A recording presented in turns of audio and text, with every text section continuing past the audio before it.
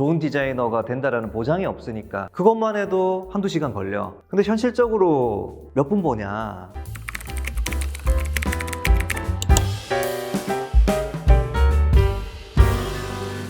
안녕하세요. 안녕하십니까. 네, 입사미 서병수입니다. 입사미 미술학원 이광명입니다. 오늘 지금 우리 이광명 선생님이 우리 입사미 고3 학생들의 미술활동 보고서를 합격시키는 데 도움을 주시는 역할을 하고 계신데, 출제자의 의도를 파악해야 좋은 점수를 받을 수 있으니까 기본적으로 그걸 모르는 상태에서 노력하는 거는 다소 좀 무모할 수 있잖아요. 그래서 오늘은 도대체 홍대는 혹은 많은 미술대학은 왜 서류를 보는가, 또는 미술활동 보고서를 보는가, 이 부분에 대해서 우리가 한번 같이 고민한 것들을 학생들한테 얘기해봐주고, 이런 걸 보기 위해서 나는 서류를 써야 되는구나를 알면 더 좋은 서류를 쓸 수 있는 확률이 좀 높아질 것 같다는 생각을 한 거죠. 이렇게 쓰기도 귀찮고 어렵고 번거롭게, 또 평가도 쉽지 않잖아요, 평가자 입장에서도. 그럼에도 불구하고 왜 이런 미술활동 보고서를 제출하라고 하는지. 출제자의 관점에서 서류 평가를 통해서 또 합당하게 평가할 수 있는 영역이 어떤 것인가 우선 이야기를 해야 될 것 같은데요. 첫 번째로 전공 적성 능력을 들 수 있겠습니다. 실기고사 형식의 평가 같은 경우에는 주어진 시간 내에 문제를 이해하고 또 밀도 있는 화면을 구성해낼 수 있는 문제 해결 능력과 표현력을 보고자 하는 것이라고 볼 수 있겠는데요. 물론 어떤 미술적 표현력 자체가 얼마나 손에 익은지, 이것은 또한 미술대학의 학생을 선발하는 데 있어서 중요하게 고려해야 할 역량이기는 하지만 이것이 전부가 될 수는 없습니다. 왜냐하면 입시 미술과 전공 사이의 괴리란 분명히 존재하기 때문인데요. 달리 말하면 조형적 숙련도가 반드시 전공 적합성, 즉 전공에 대한 이해도를 의미하지 않는다라고 평가자 측에서는 생각을 하고 있는 것 같습니다. 따라서 미술 우수자 전형의 서류 평가는 이러한 유형의 미대 입시의 다소 기형적인 구조를 타파하기 위한 인원 선발 방식이라고 볼 수 있습니다.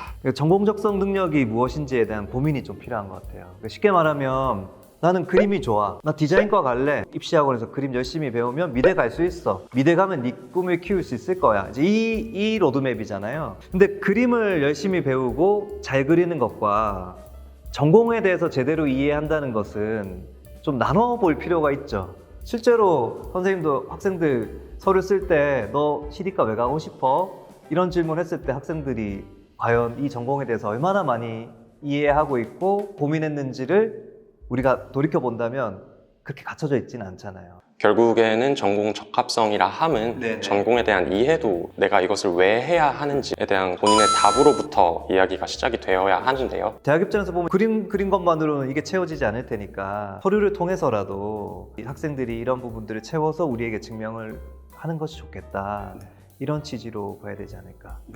두 번째로는 과정 중심의 평가가 가능하다라는 점을 들 수 있을 것 같습니다. 실기고사 유형의 어떤 전형 방식 같은 경우에는 시험장에서 본인이 만들어낸 어떤 결과물에 대한 일회적인 평가에 그친다라고 볼 수 있겠는데요. 과정 중심 평가냐 아니면 결과 중심 평가냐. 이때까지 한국에서 지향해 온 평가라는 것은 그냥 하루 당일 그 결과물 가지고 잘했냐 못했냐, 과정 필요 없어, 그냥 이날 잘하면 돼, 이게 이제 결과 중심이라면, 지금 서류를 본다라는 거는 적어도 3년 동안의 성장 과정을 다 누적시켜서 그 누적된 결과물을 평가자에게 이제 보여주는 거니까 개인의 성장 과정이 훨씬 더 입체적으로 당겨질 수 있다. 뭔가 시험날 당일의 컨디션이라던가 아니면 문제의 유형 자체가 본인에게 익숙하지 않다, 본인의 실력 이외의 변수들이 작용을 하지 않는 유형인 만큼 인재의 역량을 평가하기에 합리적인 전형이라고 볼 수 있겠습니다.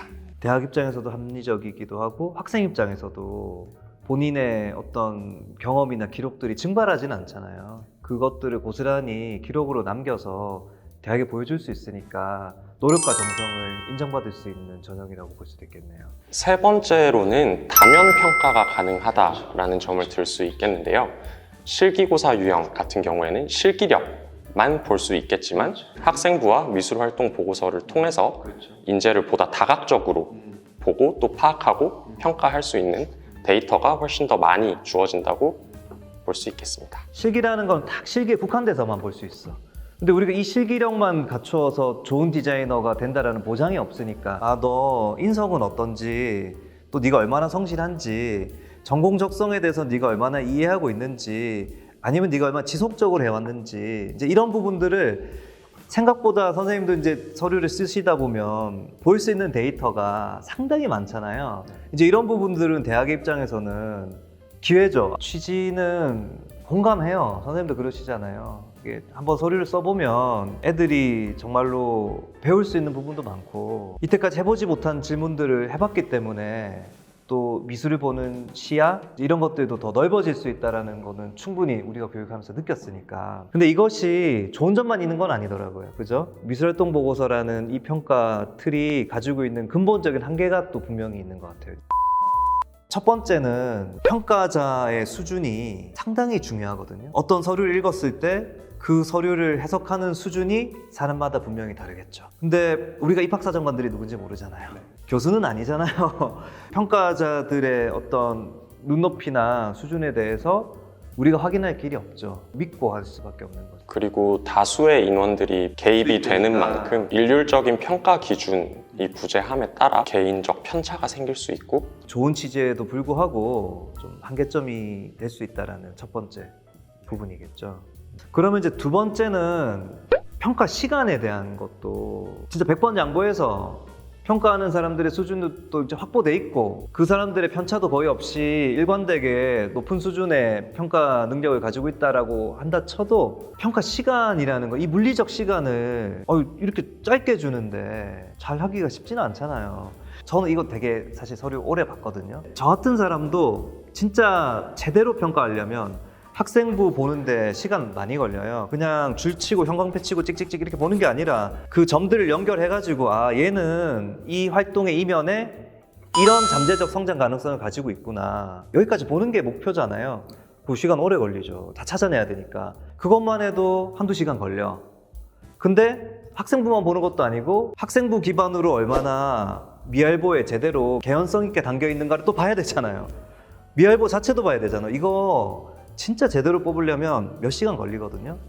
근데 현실적으로 몇 분 보냐? 생각보다 굉장히 짧게 봅니다. 그렇다면 과연 방금 말한 수준으로 보고 있는가? 서류 평가의 본질적인 취지를 생각하고 그리고 또 1800부에 달하는 수시 모집 내에서 처리해야 하는 서류의 양을 생각했을 때 1차 당락을 결정짓는 어떤 7주가량의 평가 시간이 과연 물리적으로 충분한가에 대해서 생각을 해보았을 때 물리적인 시간 자체가 턱없이 모자라고 우리는 수시 정시를 다 취합해서 분석해 볼 수 있잖아요. 글의 밀도나 특히 미술활동 보고서가 가지고 있는 논리적인 정합성 이런 것들을 과연 제대로 얼마만큼 평가를 했는가를 우리가 추론해 본다면 정시에서 더 공을 들여서 평가하고 있다는 거를 우리가 이제 짐작할 수 있었죠.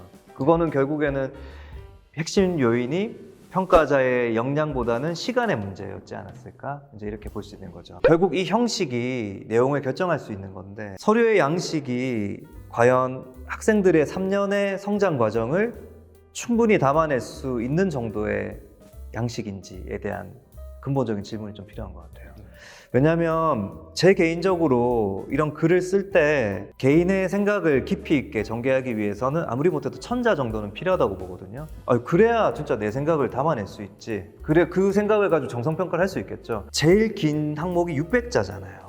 그리고 비교과는 꼴랑 이제 300자 적는단 말이에요. 자기 평가를. 이 300자, 600자에 진짜로 자기가 느꼈던 그 무엇을 심도 깊게 담아낼 수 있는 그릇인가.